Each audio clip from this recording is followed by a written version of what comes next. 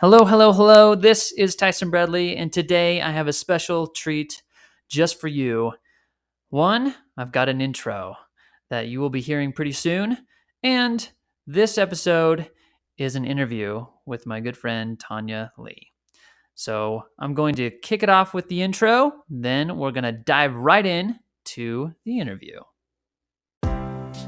Welcome to the Inherent Identity Podcast, a place where you can learn the secrets to living as the best version of you. It's not about changing, it's not about becoming, it's about remembering. It's about recovering what you've always had within you, but you just keep getting distracted and you just keep forgetting. Join me, your host, Tyson Bradley, as we discover the practical steps for easily and effortlessly creating a lifestyle that lasts.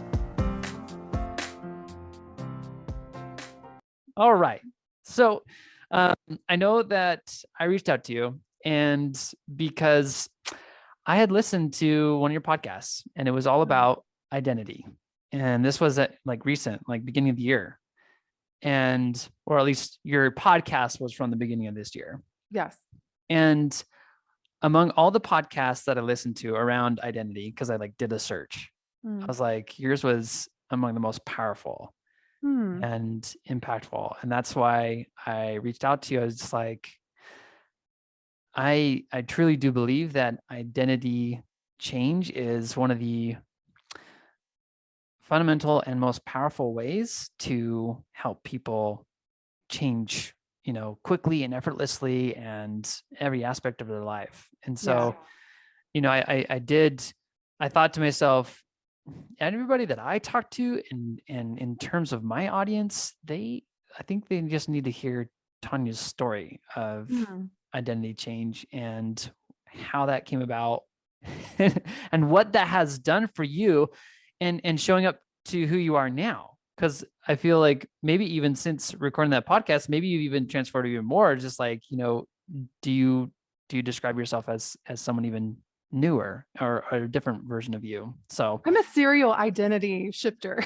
Yes, I would say that I am too.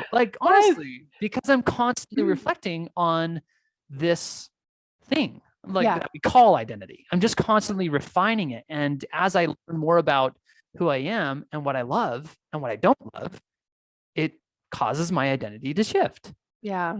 Well, thank you for saying that. And I'm glad you resonated with that podcast, because I think that's the one where I basically just told my story of how I had gone about changing my own identity. And so where should we go? Should we just take it back? Take us to that story, because I just love it. And I think it'd be powerful for everyone to hear. I have a lot of examples of changing my identity, but I will start with the one that I think you're talking about. I was a critical care nurse. I was a nurse for 15 years. And just to give everybody a little backstory, I grew up in the deep Bible Belt of the South. I talk like this. I had a country accent. I called my dad Diddy. I was as Southern as they came. And I grew up in a trailer. I grew up in a Pentecostal holiness religion, which basically said you can't drink, you can't wear makeup, you can't wear pants. You had to be very holy. And so I tell you all of this and your audience all of this because it's such a pivotal part of the story. And so I reference self-image because all of my work is around self-image, which is identity. So my identity then was just this good Christian girl who was supposed to be good mom, good wife, good nurse. And so one night I was working in the ICU and there was a visiting doctor there who turned to me and he said, "Tonya, who do you want to be?" And I couldn't answer him. All I could give him was the answer I just gave you. I want to be a good mom, a good wife, and a good nurse. And he said, "No, I'm not talking about the roles that you play. Who do you want to be as a woman?" And I couldn't answer it. The only thing I could think of is growing up, we get the question, what do you want to do when you grow up? Right. But no one had ever asked me, who do I want to be? And I really didn't even think I had a choice. I just thought our identity was fixed. But I was also miserable at the time. So I had created this situation where I couldn't win. And so driving home from the hospital the next morning, I was like, who do I want to be? It's such a weird question. And when the answer came to me, I literally just started laughing. I was like, no, this is not possible for a girl like me. And the truth was, it wasn't possible for who I was then. But the word that came to mind is I wanted to be worldly. I wanted to be a worldly woman, which was the opposite of everything I thought I was supposed to be. Yeah. I was taught growing up in the church that if you were a worldly woman, you go straight to hell. Yes. Right. And on top of that, I grew up in a trailer, as I was saying. Like, I had never traveled outside of the small little area that I grew up in. And so it just felt so impossible for me to be a worldly woman. Because when I thought of a worldly woman, she was sophisticated, she could speak other languages, she was well traveled, she dressed well, she was wealthy. It was like everything I wasn't at the Yeah. time. And so at first, my brain just wanted to discount, like, nope, it's not possible. But then I was like, but what if it is possible? And I don't know where that came from, because at the time I wasn't in the world of personal development. I Yeah. had no exposure to life coaching, but something within me, when I went back and looked at my timeline and me as a kid, I was always the one running to Vogue magazine when my mom was shopping at the grocery store at the Piggly Wiggly. Like, I was just always like curious about the world, especially the world of fashion and design and architecture and travel, food and wine. Like, I was always just so fascinated with all of that. And I'm like, that can't be a mistake. Yeah. Right. And for everybody listening to this, that can't be a mistake. Those little desires, I do believe, are the guides to your North Star, but we just stop listening to them. And so I just started to ask myself questions like, how would that version of me think? And what would she read? And where would she go? And even how would she eat? And literally, Tyson, I started practicing being her. It was like someone had handed me a script Yeah. that I'd written for myself, but I just started practicing being her. I even changed my accent, even though my Southern drawl still comes out every now and then. And it just led me to this like incredible journey that I'm on right now. It led me to go to sommelier school, which was crazy because in my house, if you drink wine, you go Yeah. straight to hell, right? Right. And for Right. anyone listening, a sommelier is just someone who studies the world of wine. But I went to sommelier school, and first day I was there, this very snobby instructor with a French accent comes out, and he's like, so what is your favorite wine? And I had knew nothing about wine at the time, except I wanted to learn about it. And so I raised my hand, and he says, you in the front row, because I always love to sit in the front row. It's very curious. And I was like, I love rose wine. And the whole class, of course, started laughing. And he was like, do you mean rosé? And I'm like, yeah, that one, the pink one.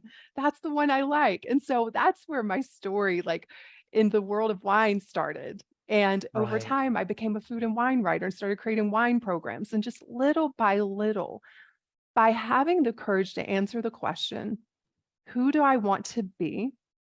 And then getting to know her and visualizing her and then practicing being her over time, I feel like I've become that worldly woman that was such a impossible goal when that word came to me on that morning driving home from the ICU. Yeah. It's when I first heard your story and you said worldly, it's like that was the trigger for me because I also grew up in a church that was like much like yours, Yeah. where we don't drink, we dress modestly, we don't drink, like we don't do bad things or whatever. And the term, like even the word worldly was not like it's not good. Yeah.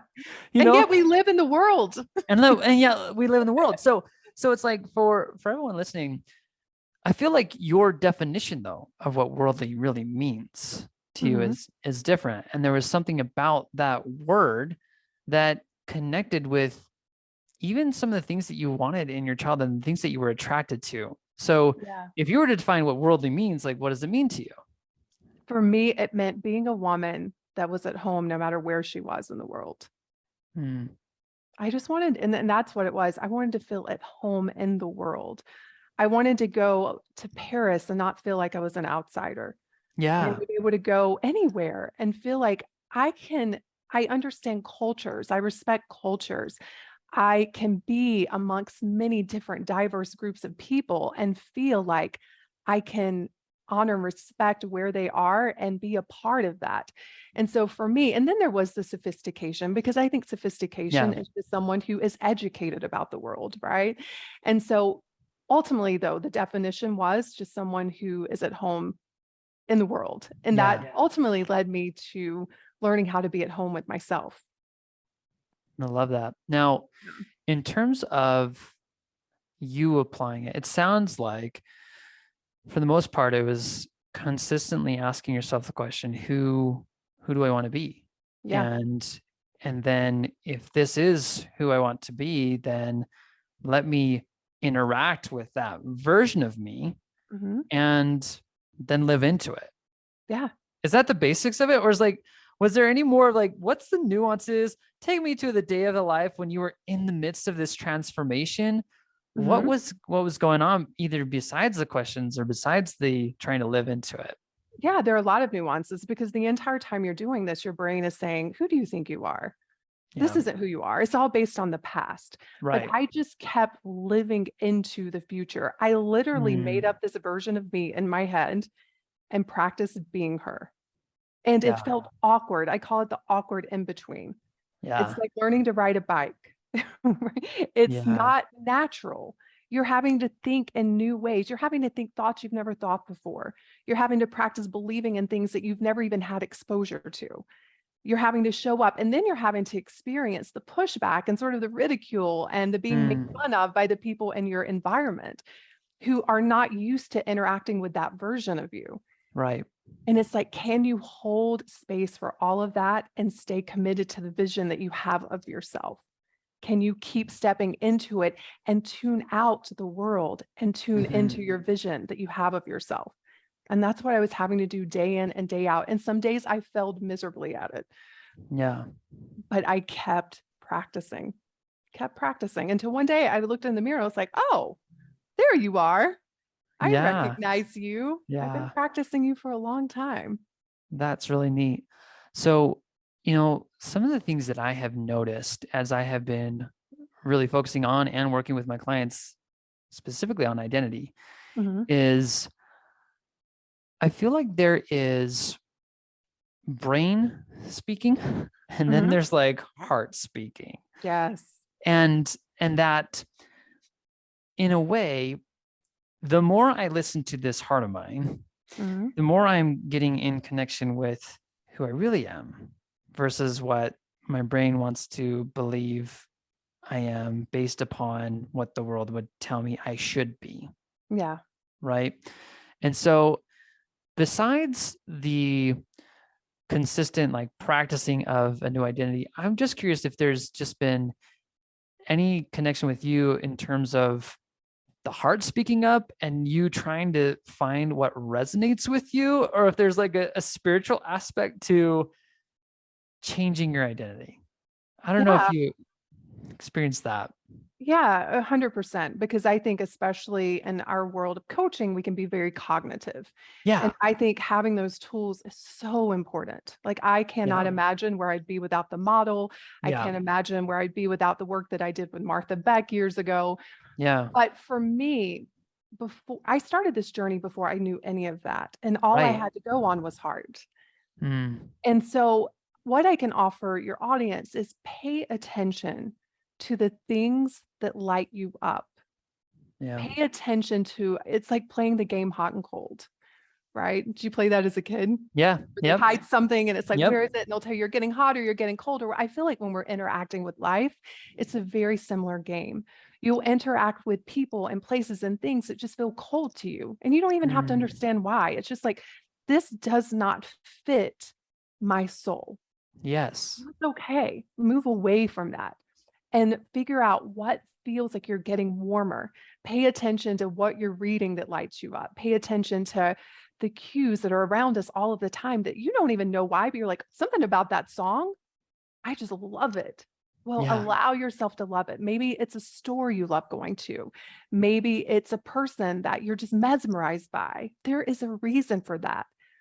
Pay attention to the cues and follow follow the joy, follow what lights you up, follow the bliss. You can't go wrong. And that's what's led me to this journey that I'm on now. I just kept following those things that lit me up.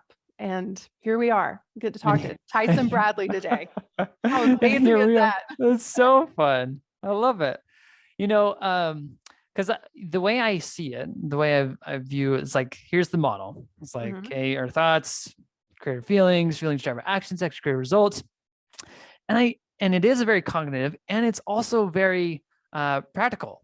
It's like, okay, here is the science. I think this is the science, but then there's the art.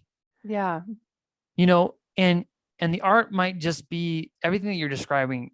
It's the sensing. It is the, what is the hot versus the cold. It is the experiencing of life and paying attention to what you are drawn to. Yeah. And I know that a lot of the work that you do is with self-image. It's like you have the self-image school, right? Yes. Now, when you are working with your clients and you're helping them to maybe embrace this new identity that is within them, but they haven't really, it's like they forgot. Is there anything that you share with them or that you help them to focus on or utilize as maybe other tools to be able to step into that? Yeah. Well, the first thing that I have everyone do when they become a member of the school is I help them get clear on what they really, really want. Yeah. Not what they should want. Yes. Like, what would light you up if you could create this year? And it needs to be big. It needs to require that you have an identity change in order to create it. And that becomes sort of like the guide for who they need to become in order to create it. And so then our work is you becoming that version of you now. And we do it through 3 different pillars. One is mindset, because mindset is everything. Like your self-image is how you see yourself. It's a collection of thoughts that you have around yourself, and you will always prove yourself true. Always. I like to think of self-image as well, I don't think of it this way. I actually learned this. So there's a great book called Psycho-Cybernetics. I don't know if you've read this. Okay, I haven't. It's by Maxwell Maltz. He was a plastic surgeon. This was a book, I think in the 50s or 60s. It's like a classic personal development book. Yeah. But he talks about self-image being a cybernetic system. So cybernetic system is like the autopilot on an airplane, or I like to use the analogy of your thermostat in your home.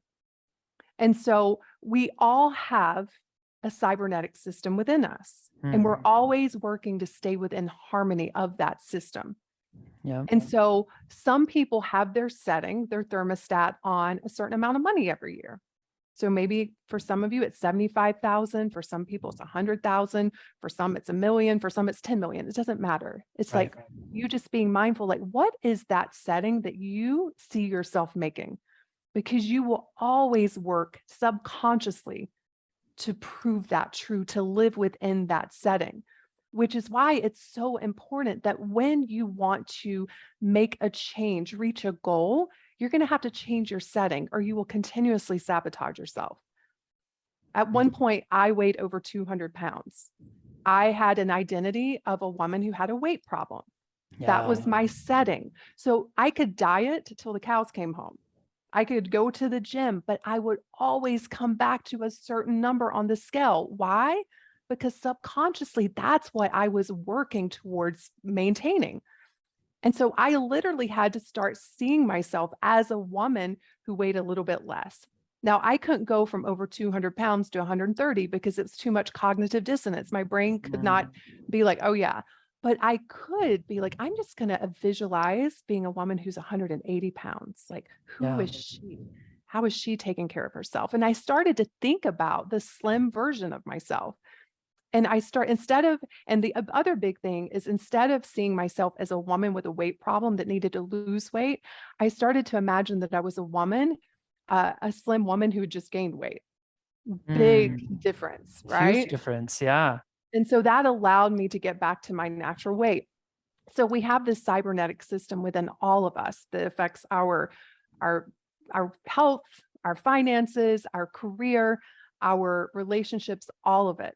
So in the school, we focus on mindset. We address that setting, but there are two other areas that I realized on my personal journey that had a huge impact on my identity. And we teach these two areas as well within the school. One of them is your style. Yeah. Like what you wear, how you carry yourself is sending a message back to your brain as to who you think you are. So when you start to elevate your style, whatever that looks like for you, you're going to see yourself differently. You're going to start to have different thoughts about yourself. Yeah. And then the other area that we focus a lot on is environment. Our Yeah. environment is shaping us. Have you ever noticed how easy it is to think beautiful, amazing thoughts when you're around certain people? Yeah. Yeah. And how it might be hard around other people?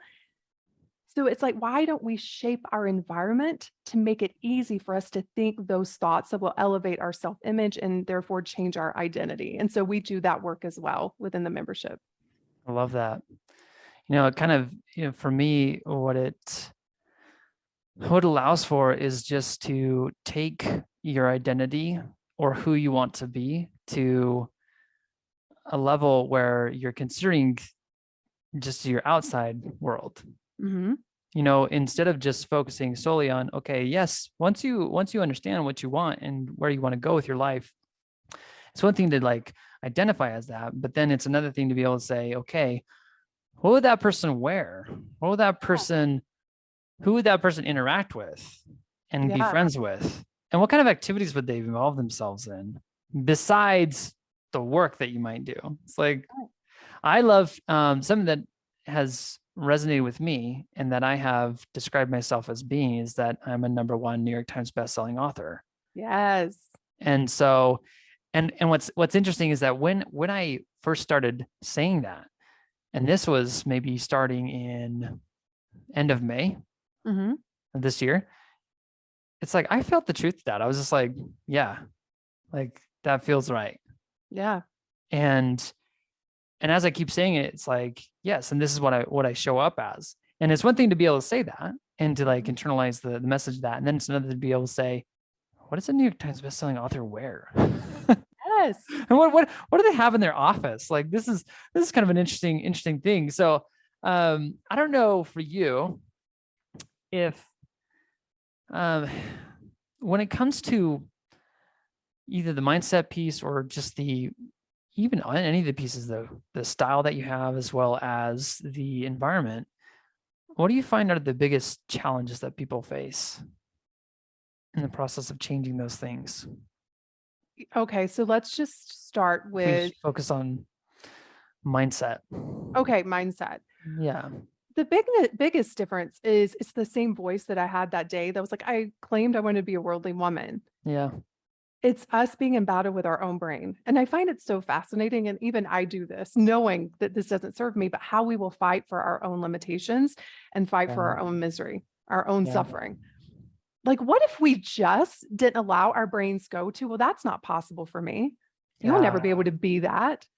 Like, recognize that that's going to come up and be like, oh no, that's just the part of me that's trying to keep me stuck in this self-image and stay in harmony with my current setting. Right? Let me just dial up the setting. Let me just dial it up a little bit and start to begin to practice. Like, this is who I'm becoming. I'm learning how to be a worldly woman. This will get easier over time, right?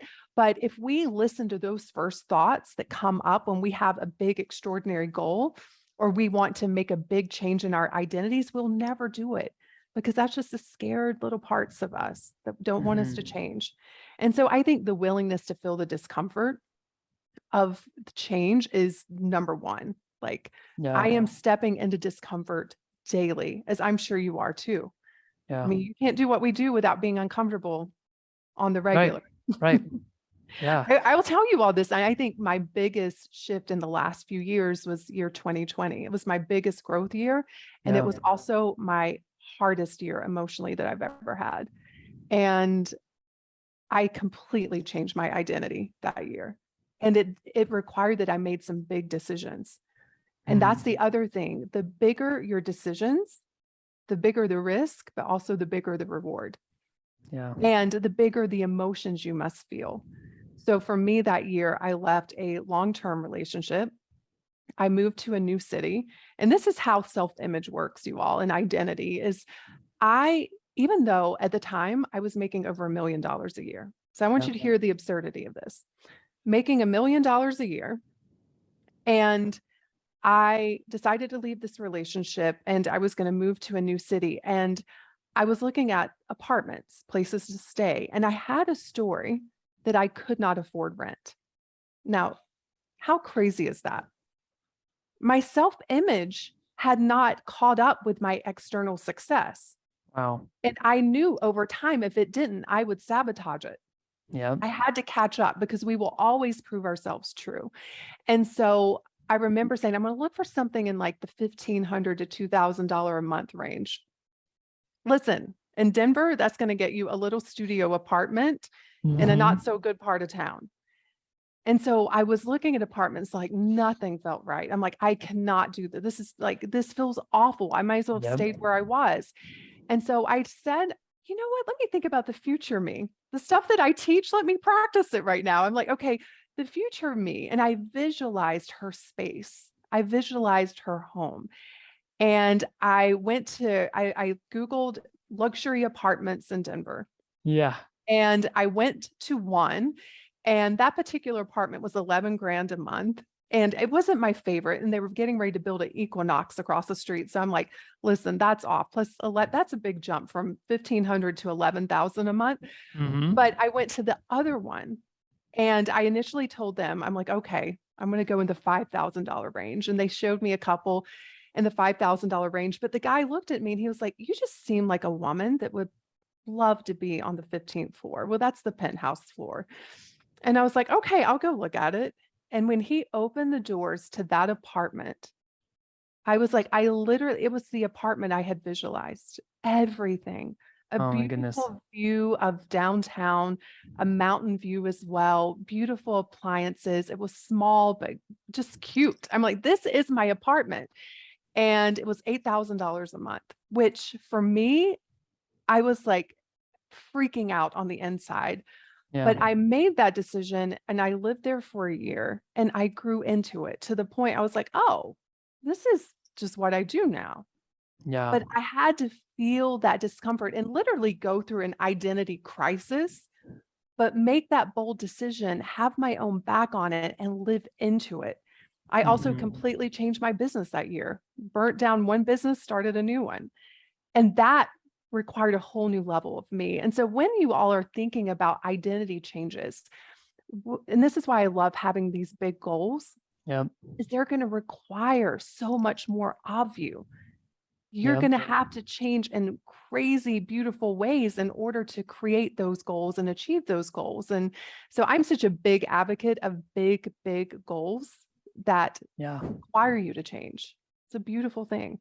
You know, I can see people having a challenge, and you might experience this with your group too. It's like my future vision of myself has the nicer things.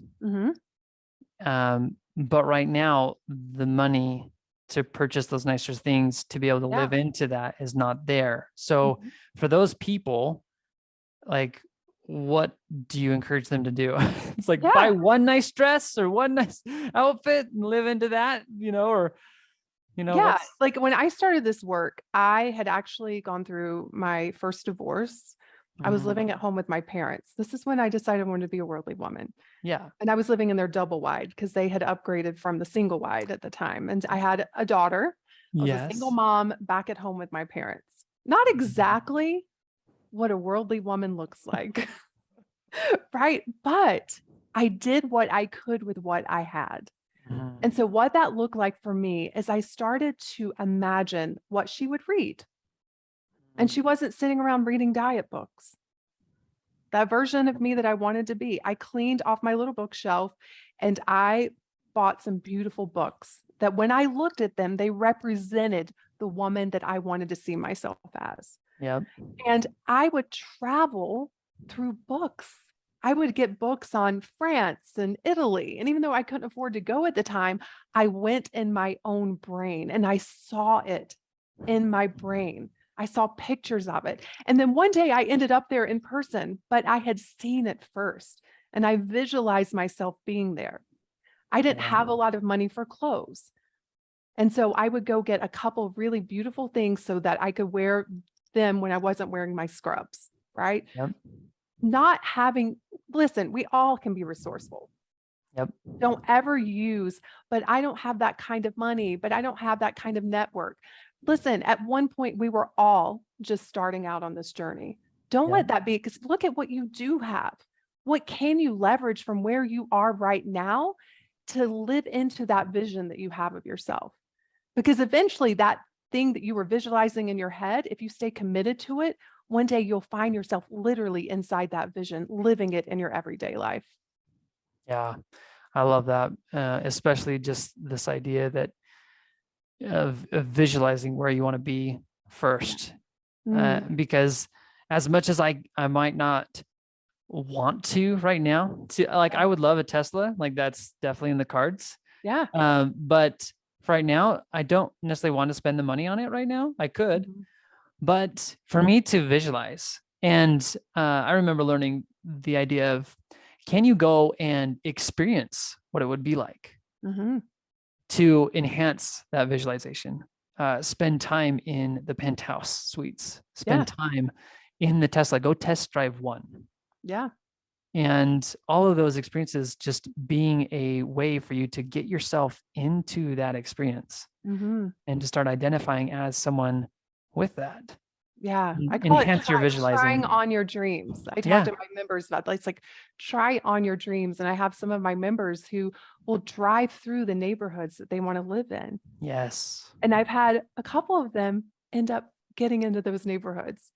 And it started out just by them driving through, visualizing it being possible for them. And now they've purchased a house in those neighborhoods. It's like crazy what we can do. I remember going, because I wanted to be in a wealthy environment. I think when Yeah. you grow up so poor, like that's one thing you're like, I never want to struggle with money, right? That's like a big driving motivator. And so I wanted to be in wealthy environments, luxurious environments, but I could barely afford a room at the Motel 6, much less the Right. Ritz-Carlton. And so I would go and sit in the lobbies of fancy hotels. I would just go and sit there because they don't charge you anything, you all. You can go No. sit and just be in that energy of affluence and luxury and wealth without spending a dime. And I would usually order a coffee, and they were ridiculous, like 8, $10. But just being in that environment started to change me. I started to like overhear a conversation or meet a person while there, and just being in that elevated environment elevated me. And so for everybody listening, think about what are the environments that you can put yourself in that don't even cost you anything. I mean, to me, Right. the most luxurious environment there is Mother Nature. Get outside Yeah. more. Let the sun hit your skin. Enjoy what's abundant and is absolutely free. Because at the end of the day, what we're always after is a feeling. Yeah. And the more we can identify what is that feeling that I think having that will give me, and we begin to feel that and embody the feeling now, you'll be able to attract those things to you because it is true. Like attracts like. Everything in this world is energy. And so you have to be in energetic alignment and for what it is that you want in order to attract it. Yeah. So I have studied a little bit about like quantum physics, Yeah. and it's fascinating. I call it the science of woo. Mhm. Mainly because when we break things down to the atoms and the particles and just the energy that we all are made up of, there's a concept called quantum entanglement. And the easiest way I could describe this is it's as if you and I were like carrying a string in between our fingers. And it's like a multicolored string. But when I have an interaction with you, it's as if our strings like bump into each other and they meld for just a Mhm. moment. And then we pull away. It's like us having this conversation now. We're going to walk away.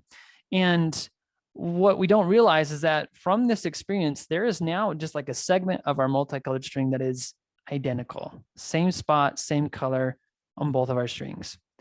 Now, what ends up happening is, you know, maybe 2 years down the road, we've both grown, we've gone our separate ways. We don't talk to each other all the time, but I start to think about Tonya. And somehow on your string is like that part, that section that was like, oh, that's my shared experience with Tyson, starts to light up. It starts to vibrate, starts to, do something. And then all of a sudden I reach out to you and you're just like, Tyson, I was just thinking about you. And It's a real thing. it's so a real fun. thing. Yes. Yeah, I've had that happen to me with like friends or like old friends from high school. It's like I call them up and there's like, I was just thinking about you. And I think about that in terms of not just our relationship with our dream. Like imagine your dream has a string and it's like you share this connection. Or I think about if I am in an environment that's luxurious, that resembles who I want to be and where I want to be, then I'm bumping into and sharing the experience and becoming entangled with that. And the more that I do that, the more I just naturally, inherently, and subconsciously like start to live into and become that very thing. So I don't know if that makes sense. That's so beautifully said. Oh, it's very well said. But honestly, like, and that's one of the things that I talk about in the book that I'm writing. And what is this book about? Tell me about it. So the book is called Discover Your Inherent Identity, a simple and effective way to create change and make it last. Yes. And it hasn't come out yet, but it is my New York Times bestselling book. When's it coming out?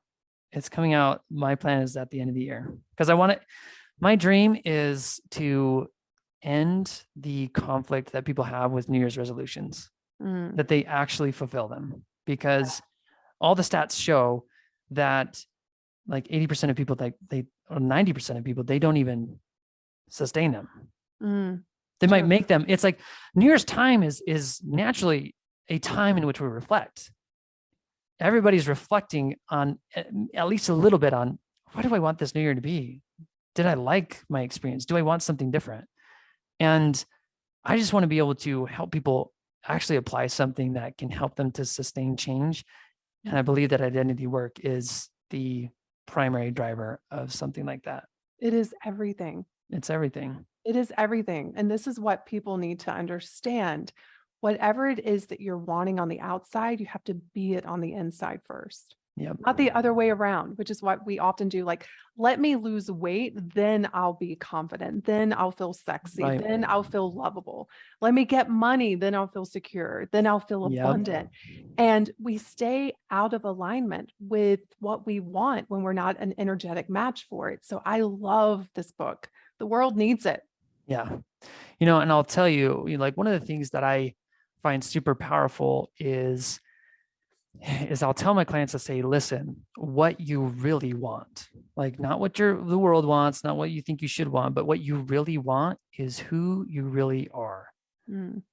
And when you start to pay attention to that, and when you start to recognize that this heart that's been speaking to you the whole time, I can't tell you how many times people will come to me and it's like, I'll ask them what they want and they'll tell me, oh, I want to eat better, or I want to have a better morning routine, or just, I want to stop beating myself up. And I'll ask them, like, how long have you been thinking about this? And it'll be like years. Like, it's something that they've always wanted. And I'm like, the heart will nag at you until you live into it, or until you ignore it enough that it stops speaking. Yeah. And I think that's what happens. And the more that I connect with this spirit, this heart of mine that is speaking for the truth of what I want, the more successful I become. Yeah. Can I ask you a question? Yeah. Because I'm just curious at this point. Yeah. Like, can you share like the last identity shift that you had and what that was like for you? Yeah. So I have a whole list of statements because this is like the process that I walk people through is being able to create statements that allow you to shift into who you want to become. And one that I have been working on is around being a dad and being a patient dad. And I started with just the statement, like, I am patient. But the thing is, it was so difficult to live into that because my brain didn't believe it. It wasn't really true. And then I started to noodle on, okay, well, what is it that I really want? What is it that I am really seeking in terms of this more patient type of father, or this more engaging and fun father? And as I started to revise and create an identity statement that captured who I really wanted to be, I ended up coming up with a few different identity statements. One of which is, I am a dynamite dad. I say yes and go all out with my kids. And I'll tell you something that's been really neat is when I play with my kids, it's like I am channeling that. It's like you had said, it's a character now that I'm stepping into. Yeah. And it's as if there are within the transitions of my life, because like I go to work and then after work, it's like I get to be dynamite dad. Yeah. And I get to step into that role. I get to walk out this door, and like through that door, it's like, okay, now I'm a new character. And I'll tell you that has made such a huge shift in just the way I show up to my kids, that I'm saying yes more, I'm engaging more, I'm having more fun. And it is more fun for me. Whereas before, usually it's like, it might be more of a nuisance, or I'm so focused on what I want to do versus on what they want to do. Yeah. But that's definitely a more recent one. And one that I want to live into a little bit more is being a mindset mentor to them. Like I want to teach my kids to be mindful and connected to their heart. Yeah. And so I all I know is that the more I focus on, say, one of these identities, is like the more I start to see it, the more I start to live into it, and then it can like become that habit that I just act on without thinking about it. Yeah, it'll become Right. natural because Right. you wired literally neurons to be a match for that. Exactly. You think Yeah. and you practice and you do and you keep reaffirming that belief, it just becomes wired and then it's effortless. Right. But the in-between's not effortless. No, You I mean, have to be very intentional. well, and that's the thing, is like when I first started into this identity work, there were things that became effortless. Like, and it was a pretty instantaneous change. But I like, I see that, and there's part of me that thinks, well, there's probably a lot of work that happened beforehand. So one example is being able to say no to sweets, because I had a habit of, okay, I eat lunch or I eat dinner, and immediately afterwards, my habit was I crave something sweet. Yeah. But I know that like when I do that, like I just don't sleep as well. I don't have as much energy, and I didn't like that. That's not who I wanted to be. And it was kind of this moment where I started really thinking about, yeah, who do I want to be? And I created a little statement. It's like, I am a sweets shunner, Sweet shunner. And then it turned into, it's like, I'm a sugar shunner. And I loved that even more. It's like that resonated even more. So I started saying, it's like, I'm a sugar shunner. I say no to sweets. Yeah. And there I was, like, I had just finished lunch. I had that salty, I had like a quesadilla and salsa. It was like super salty kind of stuff. And then I find myself once again in the pantry, smacking my lips. What do I want to have? Yeah. That's sweet. And then I remembered, I was just like, wait, I'm a sugar shunner. I say no to sweets. And it was just like instant, this is not who I am. Yeah. Like, and I was able to walk out. And before, much of the things that I had learned, like this was this year that this occurred for me. So I have applied myself to all sorts of tools, being the model, being like feeling your emotions, like feeling the urge and not honoring them or whatever. And this just eliminated the urge altogether. Yeah. Because the you that doesn't eat sweets doesn't have the urge. Exactly. That's why the identity work is so important. It's like when you really are in that identity, you won't even want it. Right. It's just like for me, like I'm working on an identity right now of seeing myself as like super fit. Yeah. Like, fit.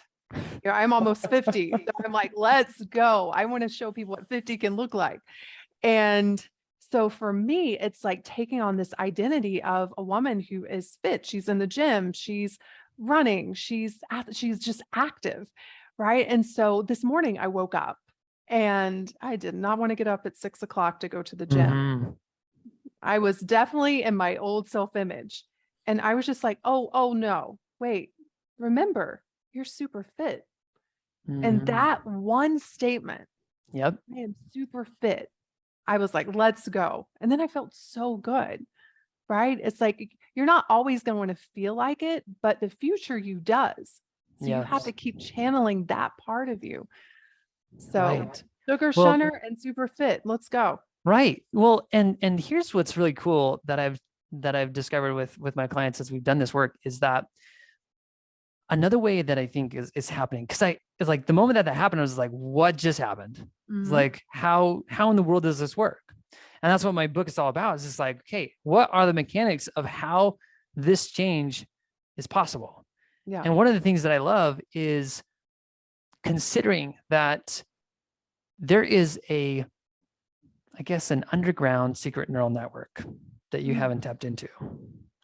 And I found out some stats that are kind of interesting, or some science is that, our heart actually has a brain. Like there are neurons that associate with and connect to and work with the heart. And that the And our heart gut. And our and our gut. gut. Yeah, no, and our gut Got too. 3 brains. Yeah. Because a lot of people talk about having this gut feel, right? Yeah. And we also talk about the intuition in terms of heart. And so there are more signals that travel from your heart to your head. Like more communications come from your heart to the head than they head to the heart. I was like, oh, that's neat. And then also thinking about how your heart actually was formed, developed when you were a little embryo, whatever, that heart developed first. And so like, I associate all these things, but just this idea that what if, whenever you connect to that thing that you really want, that sets you on fire, that lights you up, that sparks joy within you, where did that come from? Because for you, looking at the Vogue magazine or thinking about Paris, like that lights something up within you. For me, it doesn't. Why? Yeah. And just being able to say, okay, what if that little flame, that little flicker, that little spark is almost like the neural network that your heart has or that your gut has. And when you connect with that, then it's almost like an instantaneous change. You don't have to worry about all the chatter that your brain has, because we're not talking about chatter. We're not operating from this place of your brain that has learned a whole new way. Yeah. Like that has learned the world's way of how you should be. We're connecting to with something that you already are, that's inherent within you, that you just forgot. Yeah. You haven't been paying attention to it. Right. But it's still there. Yeah. And so, it's interesting to hear you speak, just because you are doing identity work totally separate from what I've done. You haven't even heard anything that I've said, but these are the same discoveries that you're having with your clients and with your experience. And so it's because our strings are attached. They're attached.